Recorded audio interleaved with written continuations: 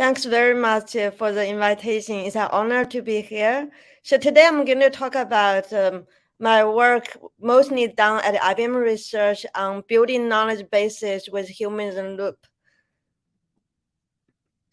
So in recent years, knowledge bases, knowledge graph are become more and more popular.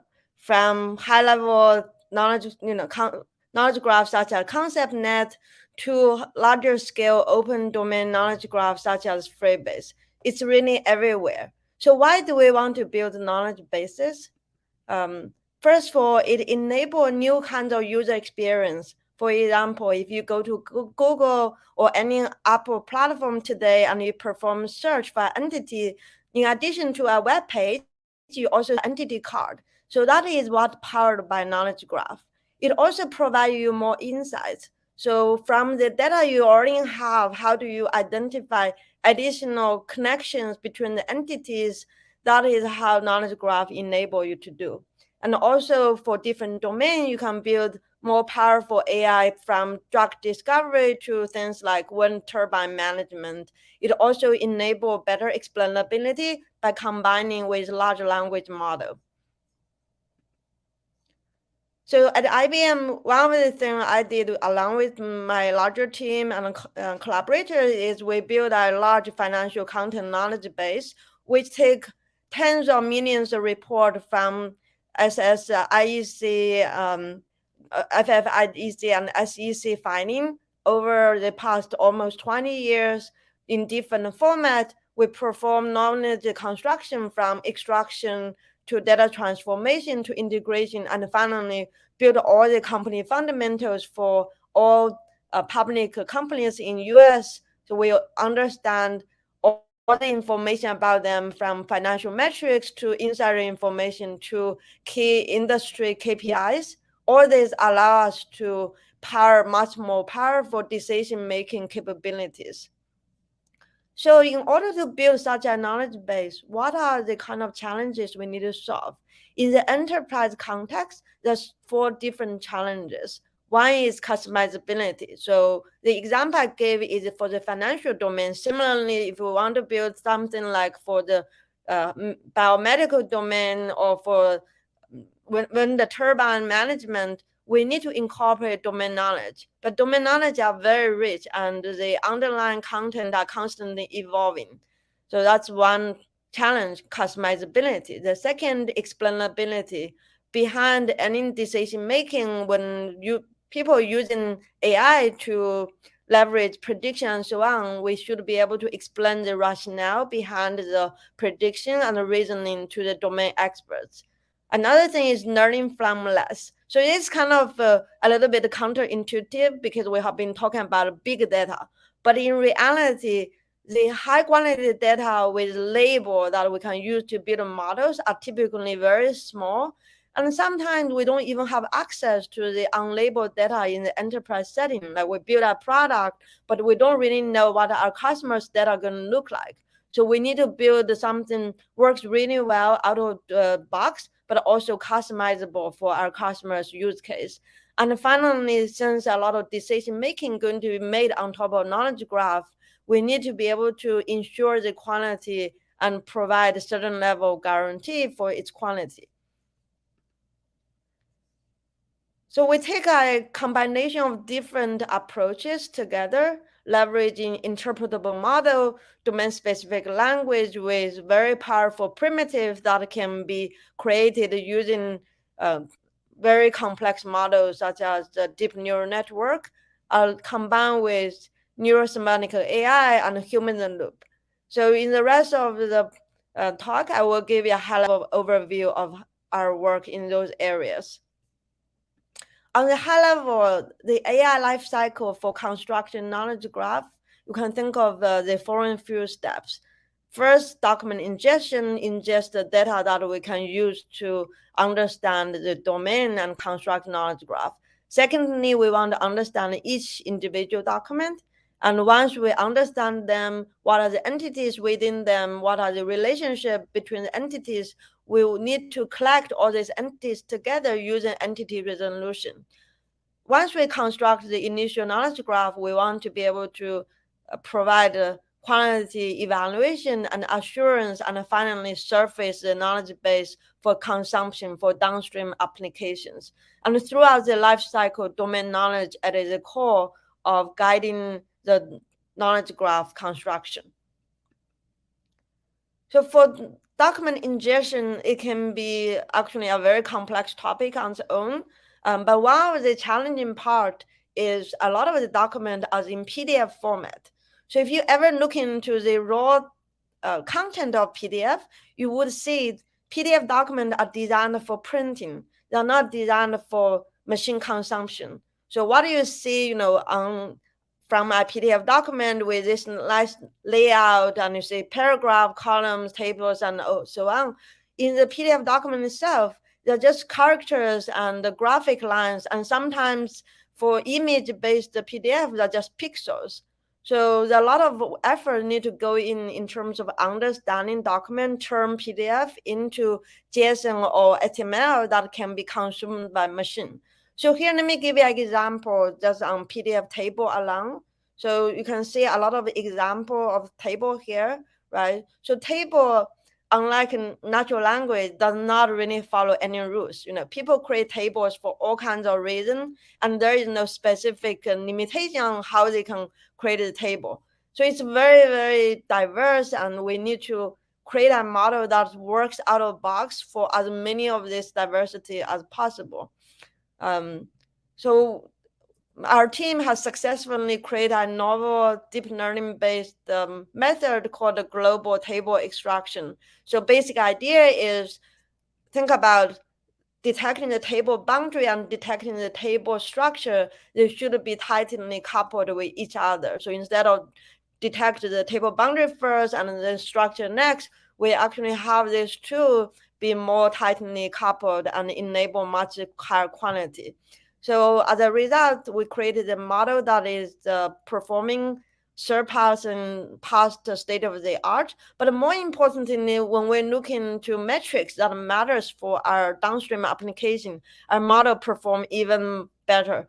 If you're interested, you can look at it into our publications. So this work has been put into product as well as enable us to collaborate with external collaborators such as AI tool to create a table data for COVID-19, an NLP data set for analyzing COVID-related literatures.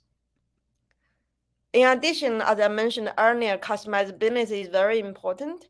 So rather than ask the user to label a lot of document in the new domain, what we have is a tool called the Table Lab. The user can see what our model perform out of box, and then they can interact with the results and correct the mistakes. And behind the scene, the model will get updated and customized to the domain. Based on our evaluation, by labeling just a few pages, we can see a huge boost in terms of performance. So then the next step will be text understanding, entity resolution, but those are all driven by domain knowledge. So let me give you a high-level summary of what we mean by domain knowledge. So on the high level, we can think of domain knowledge three aspects. First is domain schema. What are the entities and the relationship with each other? So this captures the word we want to capture for this particular domain. The second is constraint. What are the logic constraints that we can infer or enforce over the schema? So we have two kinds of constraint, hard constraint and soft constraint. Hard constraints such as someone's employment, the start date cannot be after end date. The soft constraint can be something is true most of the time, but sometimes it may not be true. For example, every company must have one CEO. This is true most of the time, but sometimes a company may not have a CEO or have more than one CEO. Another aspect is vocabulary. So we often have terms, for example, in financial metrics that are very similar to each other, but then they actually means different things. And similarly, we may have things that actually means the same thing, but a different term. So as much as possible, if we provide this kind of domain knowledge to the model, we're going to see better performance in the model. So now let's talk about how do we understand individual document. One fundamental technology we rely on is something we have built over the years called System T. It's a declarative text understanding for the enterprise. So on the high level, the architecture is very similar to database. We have a high-level language called SQL that allows user to specify extractors in a declarative fashion, and then the optimizer will translate those declarative language into physical operators that then be executed by a very efficient operator runtime. As you can see from the example here, it's very much look like a SQL statement. And we also have formally proved that in terms of expressivity and performance, this approach definitely surpass grammar-based approach. But more importantly, when you talk about a rule-based system, you may think about rules over very low-level structure. But here, because we abstract out operations at a different level, from syntactical level like tokenization, lemmatization, part of speech tagging, to semantic level, what is who, where, when, and how that is mentioned in a sentence, or what's the table structure looks like, it allows to build much more powerful domain-specific models and multiple products with built on top of cross-lingual semantic abstraction as an example. So if you are interested, you can look into our NACO 2018 paper to see some of the example, and then we also have a newer work that cited this paper. You can see how different use cases have been built leveraging this capability. So here is a very high-level illustration of what cross-lingual natural language understanding means. So here I have 3 sentences in different language. They all mean the same thing, but syntactically they look different. However, through cross-lingual natural language understanding, we can map all of them into this predicate argument structure, which tells us there is an action by the buyer is Facebook and the theme board is WhatsApp. And on top of this, you can ask questions like who bought WhatsApp, or who is buyer of WhatsApp, and we return answers in all the different languages. So in order to support this, there are actually 3 aspects of challenges we need to resolve. First, what's the cross-lingual meaning representation? So we have done a lot of work over the years, including a very recently universal proper bank that we released just last month. And the second part is how do we create data sets that conform to the meaning representation? Because creating this kind of data set is very expensive. So we take more of a auto generation plus crowdsource in the loop approach. And also we improve the training method to allow cross-lingual transfer. So this way we can allow low resources data that does not have a lot of annotation in this language to be able to leverage high resource language resources. And finally, once we have the data, how do we build the best possible models? This is also another thing that we have been working on over the years, using different approaches from instance-based learning to deep learning, including labels definition to help with the semantic parsing. And another thing is also we combine human and machine together to allow them to co-create the rules on top of this abstraction. So a lot of very interesting work and also impactful in practice as well. Another thing is the table, right? So we talk about, we understand the semantics of natural language, but another part is a lot of the data actually are tables. So with similar fashion, we turn table in different format into a more cell-centric view. So for every cell, we can tell you what's the corresponding column header, row header, and what are the adjacency relationship, and so on. So this kind of abstraction allow things like IBM COVID Dashboard be built really, really fast. So this is built in less than a week, and it is only possible because we have this super powerful abstraction that abstract away the variance in practice, right? The tables from different places may look different, but through our table understanding, we turn this into a much more unified representation, and then you can build programs or models on top of it. So then we have different users. So we have AI engineers who want to write code in AQL, so we have full-fledged IDE in Eclipse, and then we also have visual IDE that allows drag and drop and compose the rules in a visual language. And then for our domain experts, subject matter experts, they can actually perform extraction by example or work with the models or the rules learned by machine and then refine, accept, editing on top of it.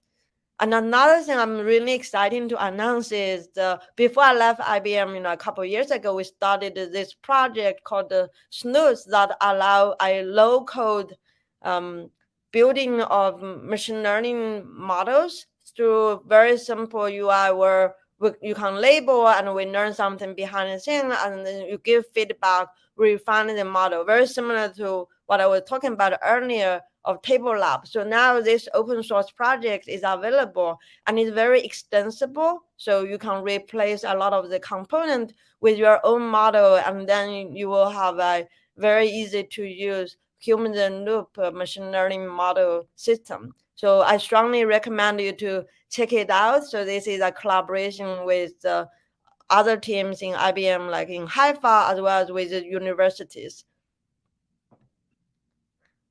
So once we understand individual document, we understand the entities and relationships, we want to collect them together, right?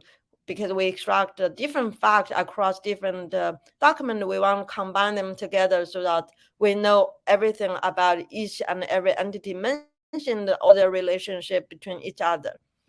So this task is called entity resolution. So here is an example. Like from different document, we identify some information about James Diamond, his compensation, position, and so on. So we need to connect all of them together. Unfortunately, there is no key identifier that we can know, okay, this James Diamond is the same as this one.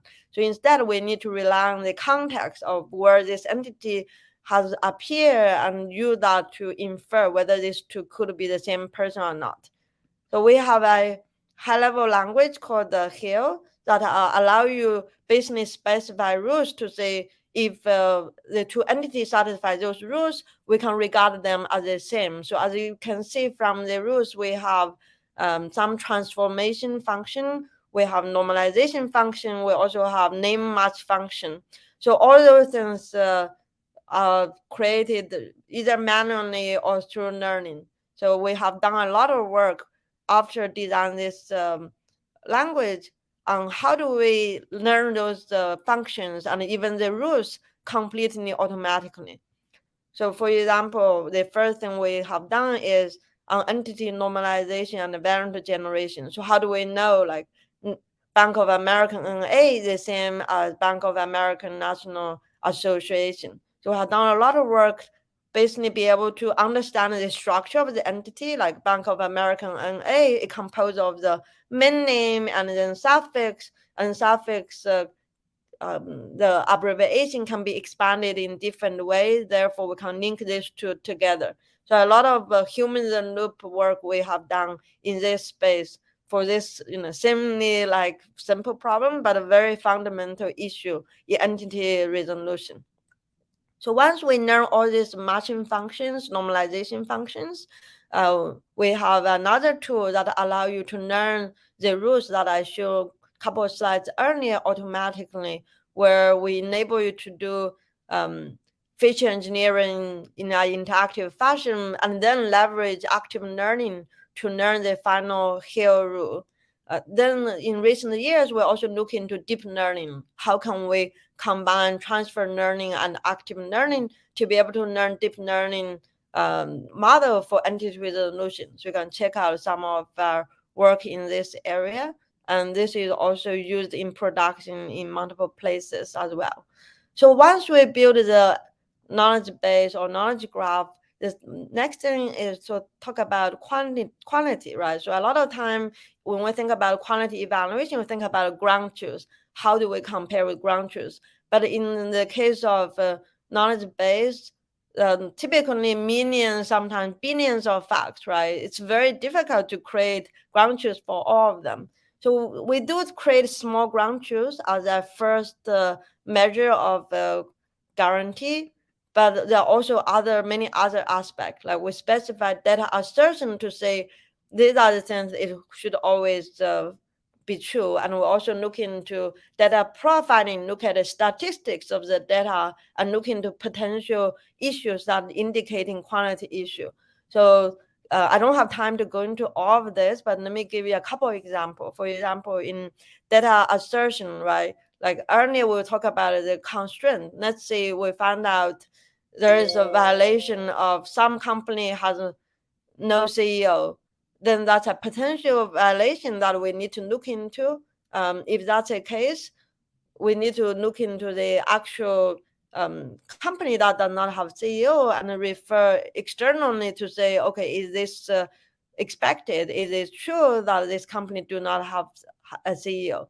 Another thing we also look into data profiling, right? So typically in the context of financial content knowledge base, we don't expect the number of companies to change. But let's say in one round, we compare with previous round, we found 2 more companies. That may be an error, it may be not. So the developers then investigate and identify the 2 companies that has been added in the new round are actually ones that just gone public in the past quarter. Therefore, it's a valid change in terms of the data. So all those things combined together, we can look into different slices of the knowledge graph and also look at the graph altogether. Another thing is once we identify the error, right, what do we do with it? So we need to understand where in this complex data flow that actually lead to the error. So we also have a tool called YFlow, which allows a developer to visually inspect the errors and also be able to drill into different module and see potential reason, root cause for that particular error. So we have created this tool, and we also done a user study and demonstrate this is really useful to help identify the root cause. So once we build the knowledge base and we verify it's working well, then we can surface the knowledge base for other people's consumption. So the consumption can come in programmatic API where we provide services to allow user, for example, to ask questions directly over the knowledge graph, or we can provide natural language interface where they can ask questions in natural language and in different languages against the knowledge graph. In addition, it can also be providing embedding so that it can be used in downstream tasks like to improve other models. So if you look at the recent work on combining language with large language model, a lot of the time graph embedding has been used. So one thing you may notice, right, throughout all these different work I'm talking about on different problems is there is an element in common. We have humans in loop throughout the entire life cycle. At data labeling time, we have techniques to speed up the data collection and even model learning. For example, in snooze, it speed up both the data labeling as well as the model training. And also at the model development time, we have tools to allow users to build an explainable model directly through an IDE, either through IEEE program, or you can even do it visually. We also have human-machine co-creation where machine create the initial model and then human can repair and augment that particular model. And we have work on addressing the data hungriness of deep learning with transfer learning and active learning. And finally, one thing I did not really talk about, but another thing we have been working on is AutoML, automatically learn a model using labeled data, and then a human can specify constraint and later on also select from the learned model. Finally, when all the models are deployed, we need to collect all the feedback and use the feedback to influence the entire AI life cycle. So AI human in the loop is really important in practice. So it's not just give the label data, then our model and be done with it. Human is really a very tightly integrated into the entire life cycle. So finally, I would like to thank all my collaborators, my team members, my colleagues, my mentors within IBM as well as outside of IBM, and also my amazing interns as well. So a lot of the work, the publications I mentioned actually start from our intern project. So I strongly to encourage you to check out some of the papers, and you can see all this face behind the scene who make the amazing work happen. The last but not least, as should be mentioned at the beginning, right? Now I'm in Apple. So in Apple, I'm also continuing my journey on knowledge graph. So we have a system called Saga. It's a platform for continuously construction and serving of knowledge at the scale. So you can check out our recent paper at the SIG mode, and there also a YouTube video. So if you're interested, follow me on Twitter. You're gonna see newer work from my team. And if you are using iPhone or MacBook, I'm sure you already benefit from some of the efforts from my team. So with that, that's the end of my talk. And now I can take any questions you may have. Thank you very much.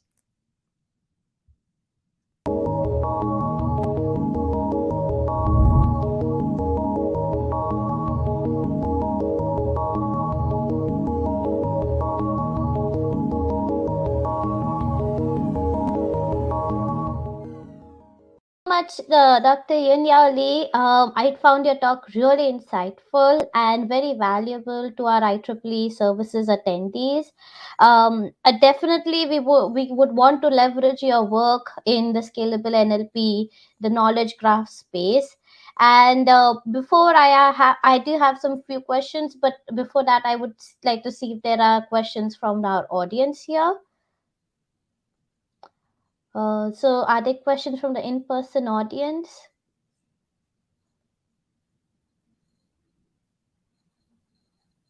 Okay, I can go for ahead first and see. So, understanding that the work done till here has been, around the rule-based NLP, and also you have tried to incorporate toolings for different kind of profiles like AI engineers, data scientists, and as well as domain experts. Uh, the tools that you have built like System T and the latest one in Label Sleuth allows you to utilize the trained models as well as bring in your own aspects of rules in order to get the output. So how do you now perceive the future of scalable NLP or the knowledge graph in the next few years? Like, where do you think is there more work required by our researchers? Yeah, I would say now it's a really exciting time for NLP in terms of scalability, because compared to 5 or 10 years ago, NLP is everywhere. Like our conference is 10 times larger this year than 10, 15 years ago. I would say if you think about the trend now, right? One is data-centric AI, another human-centered AI. Both really highlight some of the issues I just mentioned, right? One is the lack of high quality data, and any model, any fancy model you want to build, if you don't have good data, then that model will not work. Like the difference in terms of the data going to make a bigger difference than the specific model you select. I think that remains true, and that's why we spend time building things like snooze so that we overcome that issue. The second is human, right? How do we include humans throughout the process? So there's a lot of attention about explainability, and even like now I'm at NACO, they even have a special theme about HCI plus NLP. Then there are also tutorials about evaluation. So the whole process, right? So traditionally, when people think about a human loop for NLP, or think about the labeling part, but in truth, it's really throughout the entire life cycle. Like how do we more engage them is throughout the life cycle, and not just view them as a passive recipient of the model, but actually actively engaged in their entire process. I think this is like very exciting time. We are not alone in terms of focus on those areas, which is really a statement to say those are important problems that surface in practice, and we all need to address them. Yeah. Thank you, definitely. And I really hope we can, see much more work in this space for sure. Yeah. I believe there's a question from the in-person attendee, so I would switch over to counter. Thank you very much, Juby. Thank you so much, Yunyao, for this excellent talk. One question I have is, in the life cycle that you've shown, there is, several stages. One question is, do you foresee this life cycle at some point will include reasoning, introducing reasoning as part of this knowledge and graph creation, either to reduce the labeling piece or also to make these models more scalable or, train them faster with less data? Yeah, reasoning is actually a very important part of it. So to some extent, for example, in entity resolution, the rules we have, you can view it as a one form of reasoning. Like, how do we know these two entities are the same? We basically incorporate domain knowledge, and the rules reflect that notion of reasoning. But I would say most of the reasoning aspect come at how it is consumed. So for example, once we have the knowledge graph, right? How do we support more complex questions? So those requires influence and reasoning on top of knowledge graph, and maybe even discover insights. Um, I have to say that much more work need to happen in that space. Today I did not have a lot of time talking about the neurosymbolic AI aspect, but it is a very important part of the whole thing, throughout the life cycle, but especially at the end of consumption side. I can see a lot of exciting opportunities there. Yeah. Okay, great. Thank you so much, Yunyao. Thank you so much, Shubi. Sure. And Thank you.